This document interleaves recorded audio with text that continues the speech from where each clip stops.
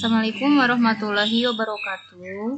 Ketemu lagi dengan pelajaran matematika wajib. Kali ini di pertemuan yang kedua kita akan membahas tentang permutasi dan kombinasi.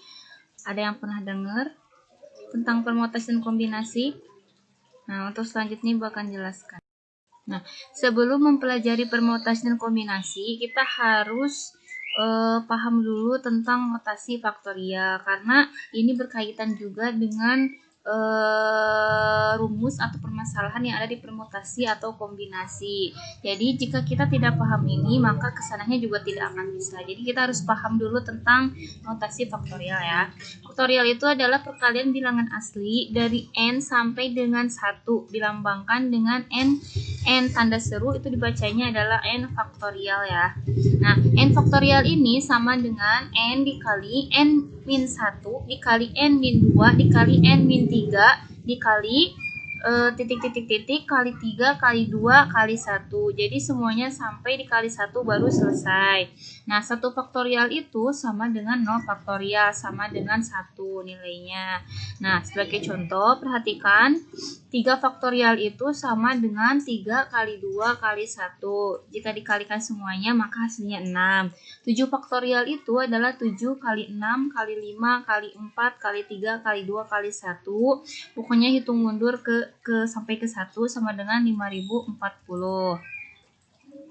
Nah, contoh lagi misalkan ada 4 faktorial, berarti 4 kali 3 kali 2 dikali 1. Nah, seperti itu ya.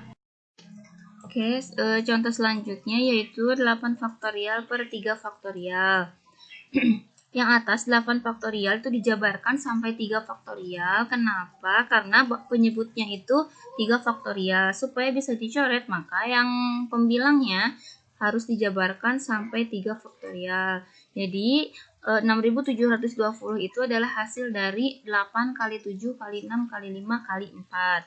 Nah, untuk yang nomor 2, sama halnya seperti nomor 1, yang 16 faktorial juga dijabarkannya sampai ke 14 faktorial, karena di penyebutnya ada angka 14. Nah, jadi 14 faktorialnya ditulis ulang, yang dijabarkan hanya 5 faktorialnya aja, yaitu, itu nomor 4-nya ada 2 ya.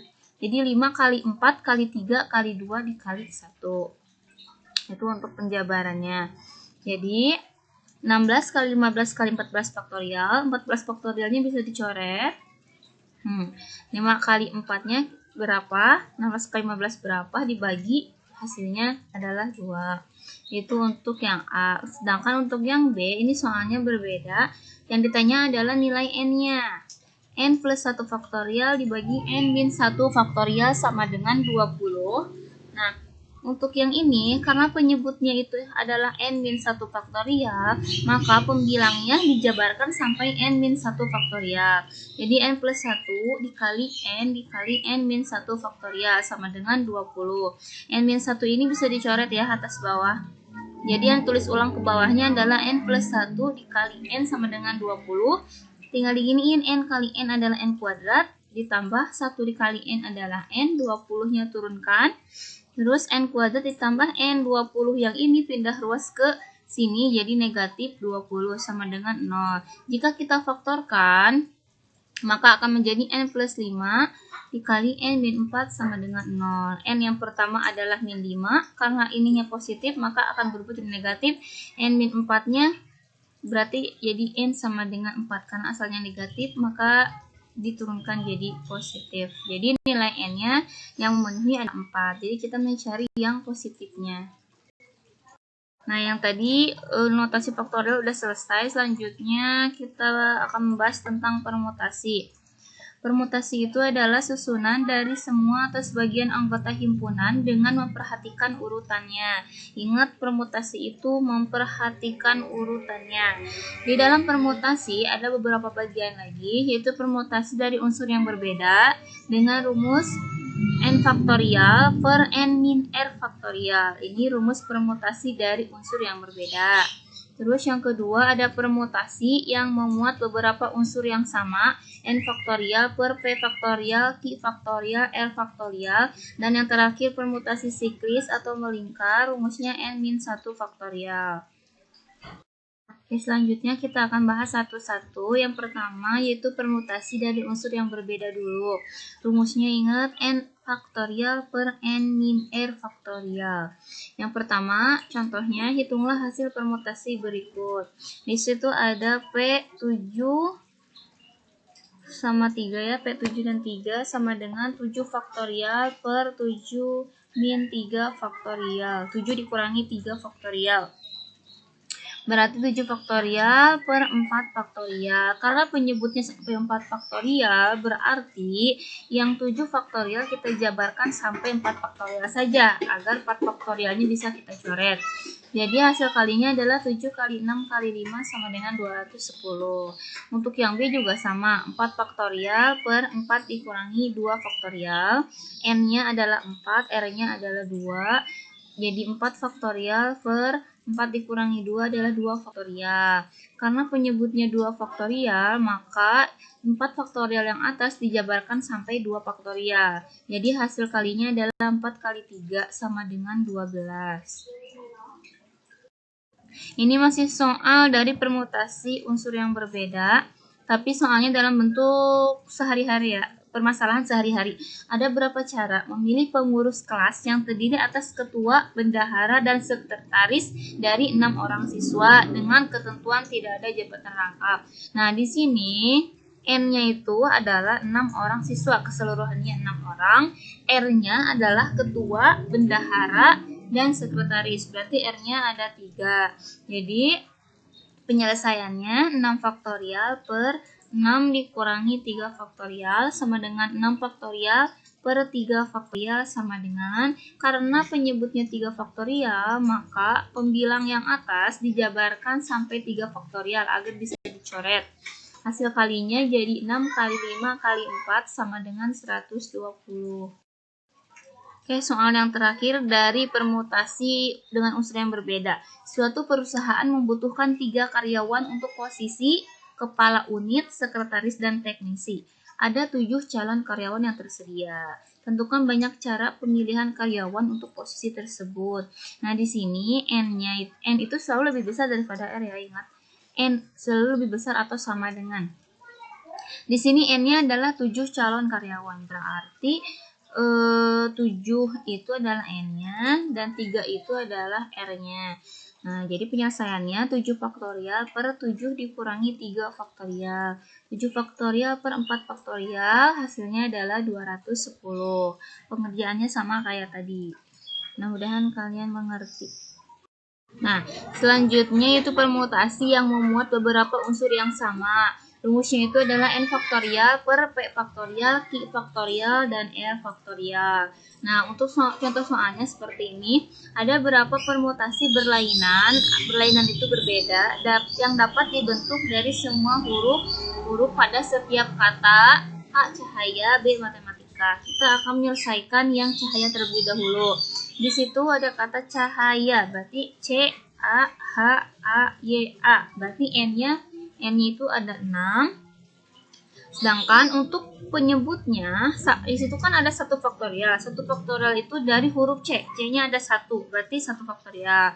Terus di situ A-nya ada 3, berarti jadi 3 faktorial. H-nya ada 1, Y-nya ada 1. Jadi 6 faktorial dibagi, hasil akhirnya dibagi 3 faktorial. Kemana ini satunya? Karena 1 faktorial itu adalah 1. Jadi kita abaikan aja. Jadi hasilnya 63 faktorial dijabarkan seperti ini. Pengerjaannya sama kayak tadi. Hasil akhirnya jadi 120. Nah, terus yang kedua, yang B itu matematika. Matematika itu berarti jumlah hurufnya semua ada 10. Jadi 10 faktorial. Terus 2 faktorial itu yang bawah, yang lihat ke penyebutnya. 2 faktorial itu dari huruf M. Terus 3 faktorial itu dari huruf A, jumlahnya ada 3. Terus 2 faktorial dari T, yang 1 faktorialnya itu dari E dan dari I. Nah, faktorial itu bisa diabaikan. Jadi 10 faktorial per 2 faktorial, 3 faktorial, 2 faktorial. Itu akhirnya tinggal jabarkan aja. Pengerjaannya kayak tadi, hasilnya jadi 151.200. Oke, yang terakhir dari permutasi itu adalah permutasi siklis. Permutasi siklis ini adalah banyaknya susunan yang melingkar dari n unsur yang berbeda dengan rumus n dikurangi 1 faktorial. Ingat, rumus permutasi siklis adalah n-1 faktorial. Cukup sederhana ya rumusnya. Contohnya, berapa banyak cara duduk secara melingkar dari 7 orang siswa? Berarti 7 itu adalah n-nya. Tinggal dikurangi 1. Jadi 7 kurangi 1 sama dengan 6 faktorial. 6 faktorial dijabarkan jadi 6 kali 5 kali 4 kali 3 kali 2 kali 1 sama dengan 720. Nah, kan cukup mudah ya. Untuk nomor 2 juga sama, berapa banyak cara 9 kue yang berbeda dapat disusun melingkar di atas sebuah meja. Tingkat 9 dikurangi 1 jadi 8 faktorial, dijabarkan hasilnya jadi 40.320. Itu jenis soalnya sama antara nomor 1 sama nomor 2. Nah, untuk yang nomor 3 ini cukup berbeda. Tentukan banyak cara 7 orang dapat duduk pada keliling meja. Nah, yang bedanya ini, apabila 2 orang istimewa harus selalu bersama. Nah, untuk 2 orang ini kita faktorialkan dulu karena 2 orang harus duduk secara bersampingan. Berarti caranya 2 faktorial dulu kita cari. 2 faktorial itu adalah 2 kali 1 sama dengan 2. Nah, karena 2 orang tadi dianggap jadi 1, maka n-nya asalnya 7 jadi 6. 6 dikurangi 1 sama dengan 5 faktorial, dijabarkan jadi 120. Jadi 120 kali 2 adalah 240. Seperti itu ya. Oke, selanjutnya sekarang kita akan belajar tentang kombinasi. Nah, ntar kalian harus bisa membedakan yang mana soal permutasi, yang mana soal kombinasi. Karena soalnya itu beda-beda tipis, kita harus pandai membedakan. Nah, kombinasi sendiri adalah campuran atau gabungan dari berbagai elemen yang diambil sebagian atau seluruhnya tanpa memperhatikan urutan. Ingat, kalau kombinasi tanpa memperhatikan urutan, kalau permutasi harus memperhatikan urutan. Itu bedanya. Nah, rumus dari kombinasi adalah bedanya di penyebutnya. Ini dikalikan lagi dengan n faktorial.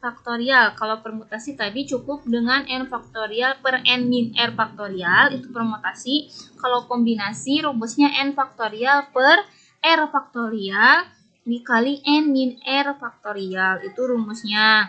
Nah, ini contoh soalnya. Dalam suatu ulangan matematika, setiap siswa diwajibkan menjawab 5 soal dari 8 soal yang diajukan. Berapa banyak pilihan untuk menjawab soal tersebut? Nah, penyelesaiannya, ingat kita langsung aja masukin ke rumusnya. 8 soal ini adalah n-nya. Ingat, n itu selalu lebih besar atau sama dengan r. Jadi n faktorial itu, n-nya itu adalah 8 faktorial per r-nya adalah 5. 5 faktorial dikali, nah karena rumusnya n dikurangi r, maka 8 dikurangi 5 faktorial. Jadi 8 faktorial per 5 faktorial, 8 dikurangi 5 adalah 3 faktorial. Karena di penyebutnya itu ada 5 faktorial, maka yang atas dijabarkannya sampai 5 faktorial. Jadi 5 faktorialnya bisa dicoret, 8 dikali 7 dikali 6 tulis ulang, 3 kali 2 dikali 1 juga tulis ulang. Nah, jadi pembilang dibagi penyebutnya sama dengan 56. Oke, contoh selanjutnya dari kombinasi itu adalah berapa banyak macam kartu yang mungkin jika pada satu set kartu bridge diambil 5 kartu. Ingat, kartu bridge itu jumlahnya ada 52. Berarti n-nya adalah 52, r-nya adalah 5 karena diambil 5 kartu. Maka kita masukin ke rumus jadi 52 faktorial per 5 faktorial, 52 dikurangi 5 faktorial. Nah, jadi 52 faktorial per 5 faktorial dikali 47 faktorial. Dijabarkan karena penyebutnya ada 47 faktorial, maka yang atas dijabarkan sampai 47 faktorial. Nah, 47 faktorialnya dicoret atas bawah, maka hasilnya menjadi 2.598.960 kemungkinan. Cukup banyak. Nah, soal nomor 3, berapa banyak guru cepat tepat yang berbeda jika 3 siswa dari 9 siswa berbeda? 3 siswa dari 9 siswa sebagai calon peserta. Maka di sini N-nya adalah 9 dan R-nya adalah 3. Nah, jadi masukin ke rumus 9 faktorial per 3 faktorial dikali 9 kurangi 3 faktorial. Maka 9 faktorial sama dengan 3 faktorial dikali 6 faktorial. Dijabarkan seperti biasa, hasilnya menjadi 84.000. Oke, contoh soal nomor 4. Berapa banyak segitiga yang berbeda yang dapat dibentuk dengan menghubungkan ke 6 titik sudut segi 6 A, B, C, D, E, F.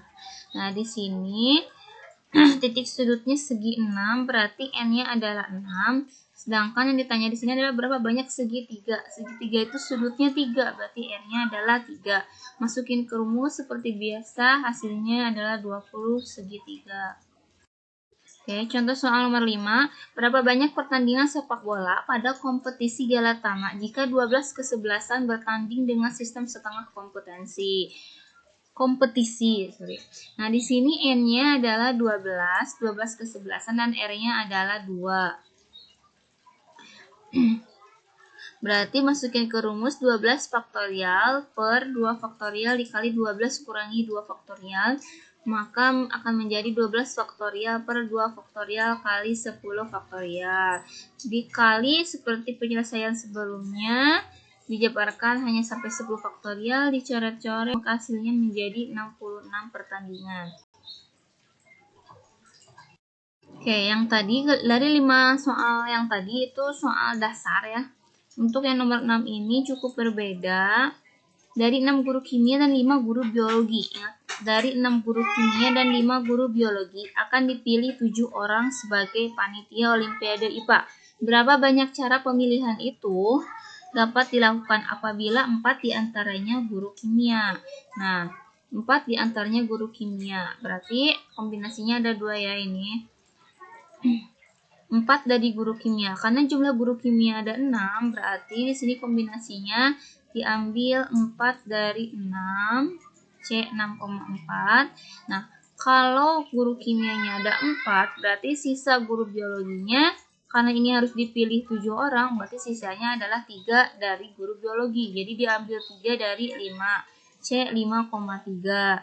Di rumus kombinasikan, maka hasilnya menjadi 15 dikali 10 sama dengan 150 cara. Penyelesaiannya sama kayak kombinasi yang tadi. Nah, yang ini juga cukup cukup rumit, harus bisa dipahami lagi. Ini soal terakhir dari kombinasi. Dari 16 orang yang terdiri dari 10 siswa laki-laki dan 6 siswa perempuan akan dibentuk kelompok yang beranggotakan 4 orang. Jika dalam kelompok tersebut terdapat paling sedikit 2 siswa laki-laki, banyak cara pembentukan kelompok tersebut adalah, nah, tahapan pertamanya kita harus menulis berapa jumlah siswa laki-lakinya. Di sini jumlah siswa laki-lakinya ada 10, terus jumlah siswa perempuannya ada 6, berarti totalnya 16 orang kan, betul dari soal. Terus di situ juga ada kata-kata beranggotakan 4 orang, berarti satu tim ya harus 4 orang. Nah, terus untuk yang terakhir, terdapat paling sedikit 2 siswa laki-laki. Berarti kita tulis paling sedikit 2 siswa laki-laki. Berarti kita tulis di baris pertama ada 2 siswa laki-laki. Kalau di sini 2 siswa laki-laki, maka jumlah dari perempuan adalah 2. Karena kan tadi harus ada 4 orang. Terus kan ini paling sedikit 2. Berarti 3 boleh dong. Yang laki-laki kita tulis angka 3. Berarti sisanya untuk perempuan 1. Karena jumlahnya tadi kan harus 4. Terus yang laki-laki jadi 4. Nah, berarti perempuannya 0, tidak ada karena tadi jumlahnya harus 4.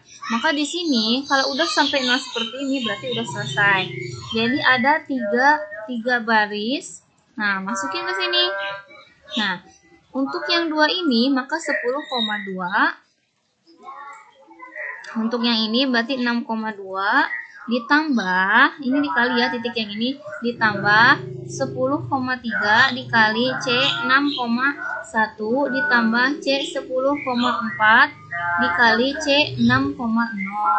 Nah, ini C ini kan kombinasi semua. Caranya sama seperti rumus kombinasi yang tadi, yaitu n faktorial per r faktorial dikali n min r faktorial. Pokoknya hasil akhirnya jadi 1605. Seperti itu ya. Nah, untuk yang terakhir, ini kesimpulannya. Ingat ya, permutasi itu memperhatikan urutan, kombinasi itu tidak memperhatikan urutan. Nah, jika ada soal dalam kehidupan sehari-hari, ini yang membedakan ya.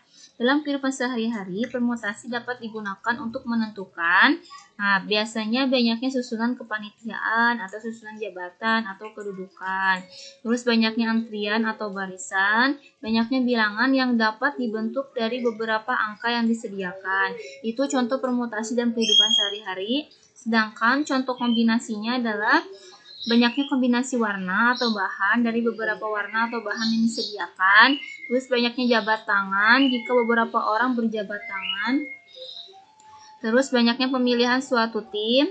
Dan yang terakhir, banyaknya diagonal yang dapat dibentuk dari suatu segi N. Itu permasalahan sehari-hari dalam rumus kombinasi. Nah, jika kalian sudah paham materi tentang permutasi dan kombinasi, selanjutnya tetap supaya lebih memahami, kalian harus bisa mengerjakan latihan soalnya. Latihan soal ini Bu pakai Google Form seperti biasa, kerjakan dengan cara mengklik setiap jawaban yang dianggap benar, sertai dengan penyelesaiannya atau caranya di buku catatan. Kirim dalam bentuk PDF. Ingat ya, kerjakan sendiri, jangan mencontek, karena kalau mencontek itu tidak akan bisa-bisa. Oke, terima kasih atas perhatiannya. Semoga apa yang Ibu sampaikan bisa kalian pahami. Wassalamualaikum warahmatullahi wabarakatuh.